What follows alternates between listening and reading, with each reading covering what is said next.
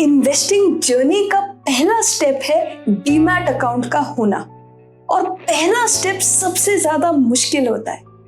But don't worry, नैक बैकर्स आपके साथ है, आपके पहले स्टेप से लेकर आपके बड़े बड़े माइलस्टोन तक। सिंपली आपको हमारे चैनल को करना है सब्सक्राइब, जहां पर हम स्टॉक मार्केट की ट्रेडिंग एंड इन्वेस्टिंग रिलेटेड ढेर सारी वीडियोस लाते हैं। एंड डीमैट अकाउंट ओपन करने के लिए लिंक प्रोवाइडेड है डिस्क्रिप्शन में।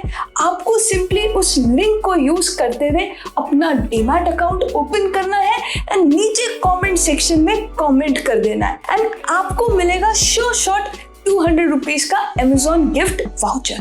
तो देर किस बात की है, नीचे दिए गए लिंक से डीमैट अकाउंट ओपन कीजिए, कमेंट कीजिए एंड चैनल को कीजिए subscribe, hit the bell icon ताकि सारी इंपॉर्टेंट वीडियोस आप तक पहुंच सके। Keep learning, keep growing and keep sharing.